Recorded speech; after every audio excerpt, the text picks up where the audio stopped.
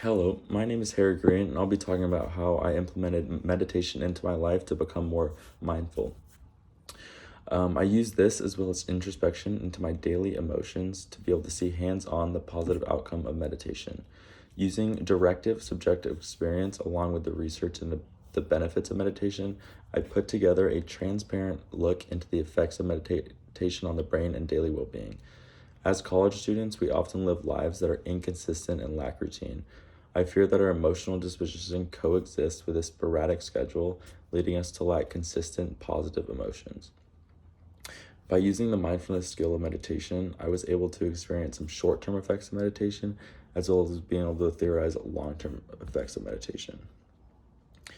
I especially worry for college kids because without a tool to deal with our stress, it can almost build up too much to where we don't know what to do with it. So for me, I do deal with that stress problem. So doing this meditation exercise, I immediately saw beneficial results. I used Sarah Raymond's 20-minute mindful meditation as a daily guide into furthering my mindfulness. I conducted the meditation each day from 1 to 1:20 p.m. At the end of each day, I recorded my stress level from 1 to 10 p.m. What to 1 to 10. 1 being the least stressed, 10 being the most, and my happiness on the same scale. This is sort of how the meditation went for me. I would just close my eyes, find my breathing, and just listen to her voice as follows. Using your breath as an anchor, you can get grounded in the present moment at any time in your life. Please find a comfortable place where you can relax, turn off any distractions, and not be disturbed. Now make yourself comfortable. So that's kind of how it went, and you just follow that for the full 20 minutes, which sounds easy, but it was very tough for me, especially on day one, which I was just about to get into. I found it to be very difficult, kind of grounding myself and not letting my thoughts wander. At about the 10-minute mark, I actually had to stop for a couple of minutes, play on my phone, and then I did it for another 10 minutes. But by the third day, I was actually able to do it for the full time. The second day was still a little rough, but third day got a lot easier. And by the fourth day, I immediately saw a lot better results. And at the end of all 6 days, I noticed an average from my first 3 days to second 3 days. And over the course of that week, it was a pretty standard day by day. I had work and schoolwork each day, so nothing real, no extraneous variables really affected me there. But on my stress level, on my first 3 days was 3.67, and my stress level on the next 3 days was 2.33. My happiness was 5.33 on the first 3 days, up to a 6.33 on the next set of 3 days. And on my final 3 days, I found another similar effect of my average stress reducing and my average happiness increasing.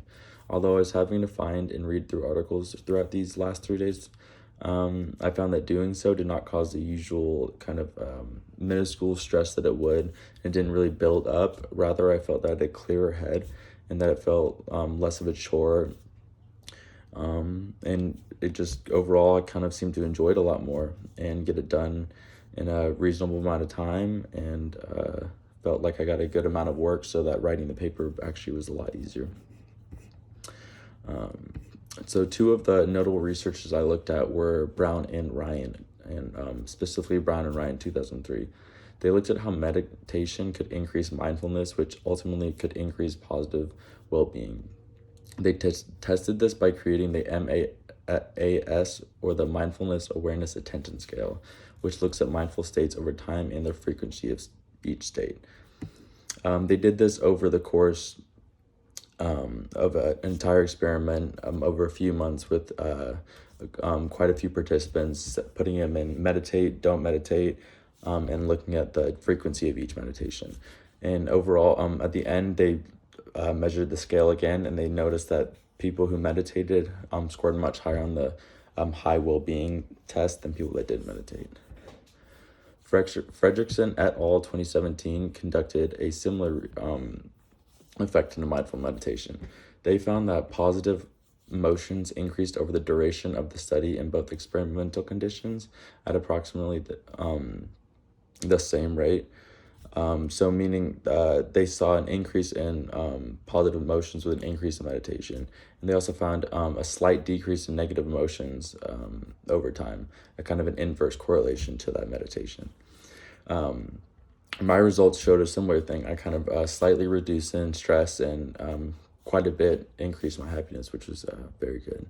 Daquin and Levine, they found a strong effect in mindful meditation and its correlation with stress. They showed it could help with depression relapse and pain. Based off of both of these research and my own research, we can definitely see that there is a good, definitely correlation between these variables. The reason I became kind of into meditation was because even just starting this course, I was hoping we would get on the subject of it because I've always heard of its effects, but never really taken the time out of my day to get into it. So doing this, I found that it really is powerful, and seeing the research that out there, we really can't deny how good the benefits are. And obviously there are no negative side effects, and then it might take a while if 20 minutes is a long time to you. But I think it would be great to implement meditation into the liberal arts universities such as KU. I read an article by Elber et al. 2019 that looked at the mental health of first-year college students. I realized there is a huge crisis at hand because they found only 24.6% of students would seek help if they had a significant emotional crisis. That's crazy because if someone dies in your family and you have no outlet for your emotions, people tend to drop in grades, your stress levels are higher, and you're going to be overall more unhappy. This was taken from a 13,984 sample size, which means that 10,488 students would deal with an emotional crisis on their own, which, as I talked about, is just not okay. We need tools for them and people to help. If we implement meditation in our curriculum, we will ultimately be able to decrease these stressful thoughts, which will decrease dropout rates and decrease suicide rates.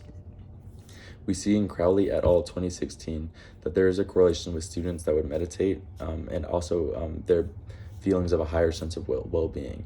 They used 28 participants and put them in a 15-week mindful and meditation class to see the effects over the semester. Crowley's results demonstrate that practice of meditation can facilitate exploration of emotional states that support the process of self-actualization and improve overall college well-being. There has also been research conducted on retention rates in college students. Ransberg et al. 2014 did a study talking about students in an intro psych course and put them into two conditions: students who meditated before lecture and those who didn't meditate before lecture. Students that meditated before lecture had much higher scores on the quiz at the end of the class, which was a pop quiz. I kind of saw from my meditation experience was that I definitely felt clearer and more centered. So no doubt I can see going to class and having a clear and centered brain would really allow you to focus more and absorb more information.